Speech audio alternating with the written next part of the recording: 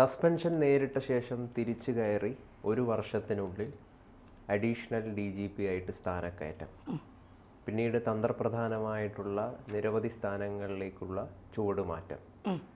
വല്ലാത്തൊരു career graph തന്നെയാണ് Vijayan police ഉദ്യോഗസ്ഥൻ്റെ, IPS ഉദ്യോഗസ്ഥൻ്റെ. എങ്ങനെയൊക്കെയാണ് ഇത് സംഭവിച്ചത്? മികച്ച പ്രതിച്ഛായയുള്ള ഒരു പോലീസ് ഉദ്യോഗസ്ഥനാണ് വിജയൻ എന്ന് പറയാതിരിക്കാൻ കഴിയില്ല. പല കുട്ടികൾക്കും അദ്ദേഹത്തെ റോൾ മോഡലാക്കാം. അതായത് 10ാം ക്ലാസ് ഒരു തവണ തോറ്റു, പിന്നീട് വീണ്ടും ഒരു ലക്ഷ്യം മനസ്സിൽ വെച്ചുകൊണ്ട് മുന്നോട്ട് പോയി അദ്ദേഹം വീണ്ടും പഠിച്ചു, IPS നേടിയെടുത്തു എന്നുള്ളത് നമുക്കൊക്കെ വലിയ, അദ്ദേഹത്തിൻ്റെ ജീവിതകഥ വായിക്കുമ്പോൾ നമുക്കൊക്കെ വലിയ പ്രതീക്ഷ നൽകുന്നതും നമ്മളെയൊക്കെ വലിയ ലക്ഷ്യബോധത്തിലേക്ക് കൊണ്ടുപോകുന്നതുമാണ് അദ്ദേഹത്തിൻ്റെ ഒരു കരിയർ ഗ്രാഫ് എന്ന് പറയുന്നത്. ഈ തുടക്കത്തിൽ പറഞ്ഞതുപോലെ വലിയ വിമർശനങ്ങളോ ആരോപണങ്ങളോ ഒന്നും ആരും പറയാത്ത ഒരു പോലീസ് ഉദ്യോഗസ്ഥനാണ് വിജയൻ. കാരണം അദ്ദേഹം കഷ്ടപ്പെട്ട ഒരു സാധാരണ കുടുംബത്തിൽ നിന്ന് വന്നതാണ്. അപ്പോൾ പോലീസ് എന്ന് പറയുന്നത് ജനസേവകരാണ് എന്ന് കൃത്യമായി മനസ്സിലാക്കി അറിഞ്ഞുകൊണ്ട് ആ പണി ഏറ്റെടുത്ത ഒരു മനുഷ്യനാവുമ്പോൾ ജനങ്ങളുടെ ജീവനും സുരക്ഷയും എൻ്റെ കയ്യിലാണ്, എൻ്റെ കൂടി സേനയുടെ കയ്യിലാണ് എന്നുള്ള കൃത്യമായ ബോധം അദ്ദേഹത്തിനുണ്ട് എന്നുള്ളതാണ്. പക്ഷേ നിർഭാഗ്യവശാൽ നമ്മുടെ പോലീസ് സേനയിൽ കുറേ പുഴിക്കുത്തുകൾ ഉള്ളതുകൊണ്ടും അഴിമതികൾ നിറഞ്ഞ ഒരു സേന ആയതുകൊണ്ടും കൃത്യമായി ആഭ്യന്തരം ഭരിക്കുന്ന ആഭ്യന്തര വകുപ്പിന് കൃത്യമായി പോലീസിനെ അടുക്കും ചിട്ടയോടെ കൊണ്ടുപോകാൻ കഴിയാത്തത് കൊണ്ടും പലപ്പോഴും വിജയൻ എന്ന് പറയുന്ന അല്ലെങ്കിൽ വിജയനെ പോലെ സത്യസന്ധരായ ഉദ്യോഗസ്ഥർക്ക് പലപ്പോഴും സസ്പെൻഷനിൽ പുറത്തു നിൽക്കേണ്ടി വന്നിട്ടുണ്ട് എന്നുള്ളതാണ്. ഇപ്പോൾ അദ്ദേഹത്തിന് രാഷ്ട്രപതിയുടെ വിശിഷ്ട മെഡലും കിട്ടി. നമ്മൾ കഴിഞ്ഞ 2 ദിവസം മുൻപുള്ള ഒരു വാർത്തയിൽ മീഡിയ മലയാളത്തിൽ പറഞ്ഞതുപോലെ രാഷ്ട്രപതിയുടെ വിശിഷ്ട മെഡൽ കിട്ടുന്നവരെയാണ് DGP, അതായത് പോലീസ് മേധാവിയായി പരിഗണിക്കുന്നതിൽ ഒരു കാരണമായി എടുക്കുന്നത്. അതിൽ അജിത് കുമാറിനെ, പിണറായി വിജയൻ്റെ ആഭ്യന്തരമന്ത്രിയായ ആഭ്യന്തരമന്ത്രി കൂടിയായ പിണറായി വിജയൻ്റെ വലം കൈയായ MR അജിത് കുമാറിനെ കുറിച്ച് RSS നേതാവിനെ കണ്ടതുൾപ്പെടെ പല തരത്തിലുള്ള അഴിമതികളാണ് MR അജിത് കുമാറിനെതിരെ ഉയർന്നു വന്നത്. എന്നിട്ട് അതിൽ വിജിലൻസ് അന്വേഷണം നടത്തിയിട്ട് MR അജിത് കുമാറിന് നൽകിയത് ക്ലീൻ ചീറ്റാണ്. അദ്ദേഹത്തെ ഒരു തരത്തിലും വേദനിപ്പിക്കരുത് എന്നുള്ള നിർദ്ദേശം ആഭ്യന്തര വകുപ്പ് ഭരിക്കുന്ന പിണറായിയിൽ നിന്നുണ്ടായതുകൊണ്ട് തന്നെ കൃത്യമായ ഒരു അന്വേഷണം നടന്നില്ല എന്നുള്ളത് കേരളത്തിലെ ഏത് കൊച്ചു കുട്ടികൾക്കും അറിയാവുന്ന കാര്യം തന്നെയാണ്. MR അജിത് കുമാറിനോടൊപ്പം നിൽക്കുന്ന കുറേ പുഴിക്കുത്തുകളായ പോലീസുകാർ ഒഴിച്ചാൽ ബാക്കിയുള്ളവരെയൊക്കെ സേനയിൽ തന്നെ മാനസികമായി എത്ര പോലീസ് ഉദ്യോഗസ്ഥരാണ് ഉന്നത മേലുദ്യോഗസ്ഥരുടെ പീഡനം സഹിക്കാൻ വയ്യാതെ മാനസികമായ ബുദ്ധിമുട്ടിൽ ഏർപ്പെട്ട ആത്മഹത്യ ചെയ്യുന്നത്. അപ്പോൾ ഇതൊക്കെ നമ്മൾ കണ്ടുകൊണ്ടിരിക്കുകയാണ്. എന്തായാലും ഇപ്പോൾ ഈ 2023 ഏപ്രിൽ ആലപ്പുഴയിൽ നിന്ന് കണ്ണൂരിലേക്ക് പോകുന്ന ഒരു എക്സ്പ്രസ് ട്രെയിന് കോഴിക്കോട് ഏലത്തൂർ എത്തിയപ്പോഴാണ് ഷാരൂഖ് സൈഫി എന്ന് പറയുന്ന ഒരു ഡൽഹിക്കാരൻ ആ ട്രെയിനിൽ തീവച്ചത്. അന്ന് വിജയൻ എന്ന് പറയുന്ന പോലീസ് ഉദ്യോഗസ്ഥൻ തീവ്രവാദ വിരുദ്ധ സ്ക്വാഡിൻ്റെ തലവനായിരുന്നു.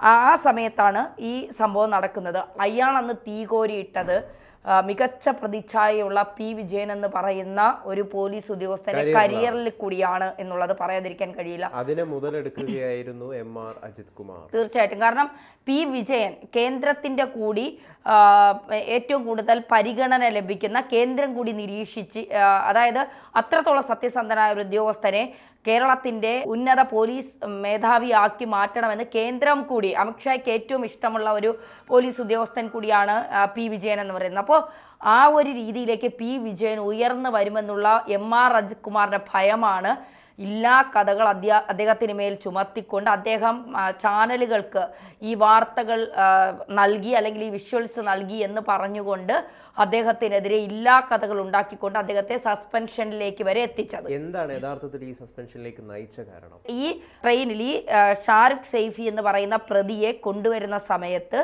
അയാളുടെ ചിത്രങ്ങൾ ഒരു പ്രമുഖ ചാനലിന് വിജയൻ കൊടുത്തു എന്നുള്ളതാണ്, അല്ലെങ്കിൽ ആ ചാനലിൻ്റെ റിപ്പോർട്ടർമാരെ ഈ വിവരം അറിയിച്ചു എന്നുള്ളത് അന്വേഷണത്തിൽ കണ്ടെത്തി എന്നുള്ളതാണ് ഇവർ പറയുന്ന ഈ സസ്പെൻഷനിലേക്ക് വഴിതെളിച്ചത്. അതൊന്നുമല്ല അതിൻ്റെ പ്രധാന കാരണം.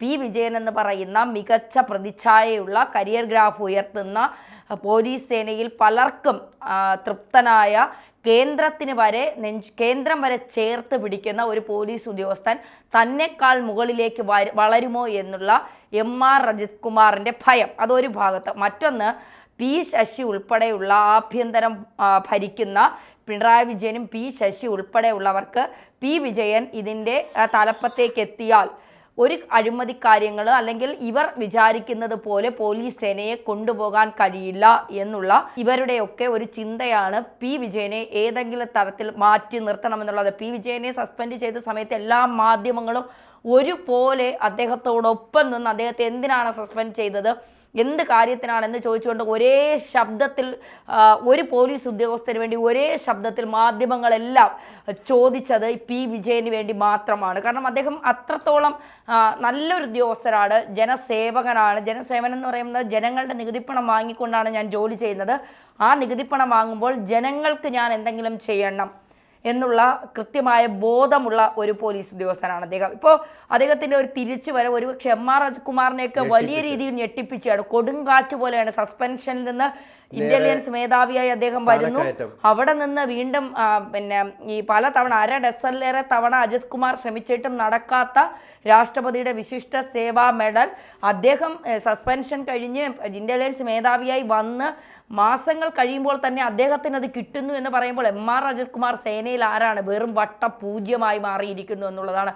അജിത് കുമാറിനെ വിജിലൻസിൻ്റെ അന്വേഷണം, സ്വർണ്ണക്കടത്തുമായി ബന്ധപ്പെട്ട അന്വേഷണം, കവടിയാറിൽ കൊട്ടാര സദൃശ്യമായ വീട് വയ്ക്കുന്നു എന്നുള്ളത് RSS നേതാവ്. അപ്പോൾ RSS നേതാവിനെ കണ്ടതിൽ നമുക്ക് തെറ്റ് പറയാൻ കഴിയില്ല. അത് ഔദ്യോഗിക വാഹനത്തിലല്ല പോയത്, അദ്ദേഹം സ്വകാര്യ വാഹനത്തിൽ അദ്ദേഹത്തിൻ്റെ സ്വകാര്യമായ കാര്യങ്ങൾക്കായിട്ടാണ് പോയത് എന്നാണ് പറയുന്നത്. പക്ഷേ അവിടെയും രാഷ്ട്രപതിയുടെ മെഡൽ തനിക്ക് കിട്ടാൻ വേണ്ടിയുള്ള ശുപാർശയുമായാണ് അജിത് കുമാർ പോയത് എന്നാണ് പറയുന്നത്. ഈ സംസ്ഥാന സർക്കാരിനെ പോലെയല്ല കേന്ദ്രത്തിലിരിക്കുന്നവർ എന്നുള്ളത് പലപ്പോഴും അജിത് കുമാറിനെ പോലുള്ള ചില പോലീസ് ഉദ്യോഗസ്ഥർ മറന്നു പോകുന്നു എന്നുള്ളതാണ്. ഇവിടെ ചിലപ്പോൾ അജിത് കുമാർ പറഞ്ഞാൽ DGP ആയിട്ട് അജിത് കുമാറിന് സ്ഥാനക്കയറ്റം ലഭിച്ചിട്ടുണ്ടല്ലോ. സൂപ്പർ DGP ആയി അല്ലേ വിലസിക്കൊണ്ടിരുന്നത്. എനിക്ക് തോന്നുന്നു അന്ന് DGP ആയിരുന്ന ഷെർവേക് സാഹിബ്, അദ്ദേഹം ADGP ഏറെക്കാലം പോലീസിനെ ഭരിച്ച അദ്ദേഹത്തെ ഈ സൂപ്പർ DGP ആക്കിയതിൽ അല്ലെങ്കിൽ ആ പദത്തിലേക്ക് അയാളെ കൊണ്ടുവന്നതിൽ വലിയ രീതിയിലുള്ള വിമർശനം ഒരു ADGPക്കെതിരെ ഉന്നയിച്ചുവെങ്കിൽ ആ ADGP സർവീസിൽ എത്രത്തോളം പ്രതിച്ഛായ അല്ലെങ്കിൽ കരിയർ ഗ്രാഫ് താഴ്ന്ന ഒരാളാണ് എന്നൊന്ന് ആലോചിച്ച് നോക്കണം. ADGPയെ ആ സ്ഥാനത്തേക്ക് കൊണ്ടുവരണ്ട എന്നുള്ളത് DGP തന്നെ എതിർക്കുന്നുണ്ട് എങ്കിൽ, അപ്പോൾ അത്തരത്തിൽ എം.ആർ. അജിത് കുമാർ പ്രവർത്തിക്കുമ്പോഴാണ് ഇനി പോലീസ് മേധാവിയായി പി വിജയൻ ആ സ്ഥാനത്തേക്ക് വരുമ്പോൾ എന്തായിരിക്കും അദ്ദേഹത്തിൻ്റെ ഒരു നിലപാടുകൾ, അദ്ദേഹം എടുക്കുന്ന തീരുമാനങ്ങൾ, ഇവരുടെയൊക്കെ എന്താ പറയുക, അടിയാളായും അടിമയായും നിൽക്കാതെ ഇപ്പോൾ യതീഷ് ചന്ദ്രയെ പോലെയുള്ള പോലീസ് ഉദ്യോഗസ്ഥർ നമുക്ക് ഇടയിലുണ്ട്. കളക്ടർ ബ്രോയെ പോലെയുള്ള സിവിൽ സർവീസ് കളക്ടർമാർ നമുക്കുണ്ട്. ഭരിക്കുന്ന ആളുകളുടെ അടിമകളല്ല പോലീസ് ഉദ്യോഗസ്ഥർ, അല്ലെങ്കിൽ ഇത്തരം സേവനങ്ങൾ സർക്കാരിൻ്റെ അല്ലെങ്കിൽ ജനങ്ങളുടെ പണം വാങ്ങി അവർക്ക് സേവനം ചെയ്യുന്നവർ ഭരിക്കുന്നവരുടെ അടിമകളല്ല. ഞങ്ങൾ ജനങ്ങൾക്ക് വേണ്ടിയാണ് സേവനം ചെയ്യുന്നത് എന്ന് കൃത്യമായി ബോധ്യപ്പെടുത്തുന്ന പല നല്ലവരായ ഉദ്യോഗസ്ഥരും നമുക്കിടയിലുണ്ട് എന്നുള്ളതാണ്. ഇപ്പോൾ ഗ്രീഷ്മയുടെ കേസ് വന്നപ്പോൾ DYSP ജോൺസൺ, അദ്ദേഹത്തെ പോലുള്ള ഉദ്യോഗസ്ഥർ എത്ര പെട്ടെന്നാണ് കേസുകൾ തെളിയിക്കുന്നത്. അത്തരത്തിലുള്ള റിട്ടയർഡായി പോയ KG സൈമൺ സാർ, അദ്ദേഹത്തെ പോലെയുള്ള ഉദ്യോഗസ്ഥർ. അപ്പോൾ ഇത്തരം ചില ഉദ്യോഗസ്ഥർ പോലീസ് സേനയിൽ ഉള്ളതാണ് ഒരുപക്ഷെ ഈ കേരളത്തിലെ ജനങ്ങളുടെ കുറച്ചെങ്കിലും ഒരു സമാധാനം എന്ന് പറയുന്നത്. പോലീസ് മേധാവിയായി പി വിജയനൊക്കെ വന്നു കഴിഞ്ഞാൽ വലിയൊരു അഴിച്ചുപണി പോലീസ് സേനയിൽ ഉണ്ടാകുമെന്നുള്ള കാര്യത്തിൽ ഒരു സംശയം വേണ്ട. പക്ഷെ അപ്പോഴും അദ്ദേഹത്തെ പിന്നോട്ട് വലിക്കുന്നത് പി ശശി എന്ന് പറയുന്ന പൊളിറ്റിക്കൽ സെക്രട്ടറിയും ആഭ്യന്തരം കൈകാര്യം ചെയ്യുന്ന മുഖ്യമന്ത്രി പിണറായി വിജയൻ ആ സ്ഥാനത്തിരിക്കുന്നിടത്തോളം കാലം പോലീസിലെ പുഴുക്കുത്തുകൾ ഇങ്ങനെ വളർന്നുകൊണ്ടേയിരിക്കും. CPM അനുഭാവികളായ പോലീസുകാർ എന്ത് തെമ്മാടിത്തരം കാണിച്ചാലും അതിന് ഒരു തരത്തിലുമുള്ള നടപടി സ്വീകരിക്കാനോ ഒരു തരത്തിലും അവരെ സസ്പെൻഡ് ചെയ്യാൻ പോലും. ഇപ്പോൾ സസ്പെൻഷനൊക്കെ ഒരു എന്താ പറയുക, ഒരു ട്രിപ്പ് മൂടാണ് പലരും ആസ്വദിക്കുന്നത്. അത് കഴിഞ്ഞിട്ട് അവരുടെ സ്ഥലത്തേക്ക് പ്രമോഷനോട് കൂടി ട്രാൻസ്ഫർ കൊടുക്കുന്നു, അത് തീരുന്നു. ഇപ്പോൾ അതുകൊണ്ട് ഇപ്പോൾ പാർട്ടി പ്രവർത്തകർ തന്നെ ചെടിച്ചട്ടി ഹെൽമെറ്റ് വിട്ട് അടിച്ചപ്പോൾ പിണറായി വിജയൻ പറഞ്ഞത് എന്താണ്? രക്ഷാപ്രവർത്തനം നടത്തിയതാണ്. അത്തരം കാര്യങ്ങൾ പറയുന്ന ഒരു മുഖ്യമന്ത്രി ഭരിക്കുന്ന നാടാണ് നമ്മുടെ കേരളം എന്ന് പറയുന്നത്. അവിടേക്ക് സത്യസന്ധനായ മികച്ച കരിയർ ഗ്രാഫുള്ള ഒരു പോലീസ് ഉദ്യോഗസ്ഥൻ വരുമ്പോൾ സത്യം പറഞ്ഞാൽ പോലീസ് സേന വലിയ മാറ്റങ്ങളിലേക്ക് പോകും. പൊതുവേ ഈ ADGP ആയ മനോജ് എബ്രഹാമിനെ പോലുള്ളവർക്ക് പി വിജയന് വലിയ താല്പര്യമില്ല എന്നുള്ളതാണ്. അപ്പോൾ അന്വേഷണ റിപ്പോർട്ടൊക്കെ വന്നപ്പോൾ പി വിജയൻ ഇത്തരത്തിൽ ചാനലുകൾക്ക് ഈ വിഷ്വൽസും പിന്നെ പോലീസുമായി ബന്ധപ്പെട്ട ചില രഹസ്യ നീക്കങ്ങളുമൊക്കെ ചോർത്തി നൽകി എന്നൊക്കെയാണ് അദ്ദേഹത്തിനെതിരെയുള്ള പരാതികൾ. ഒരിക്കലും ഏത് സ്ഥാപനത്തിലായാലും സത്യസന്ധനായ നല്ലവനായ ഉദ്യോഗസ്ഥരെ വച്ചു വാഴിക്കാൻ ചില പുഴിക്കുത്തുകൾ അനുവദിക്കില്ല എന്നുള്ളതാണ് പി വിജയൻ്റെ കാര്യത്തിൽ നമ്മൾ കണ്ടത്. എന്തായാലും പി വിജയൻ ഒരു കൊടുങ്കാറ്റായി വരുമ്പോൾ വലിയ രീതിയിലുള്ള മാറ്റം പോലീസ് സേനയിൽ ഉണ്ടാകുമെന്നുള്ള കാര്യത്തിൽ സംശയം വേണ്ട.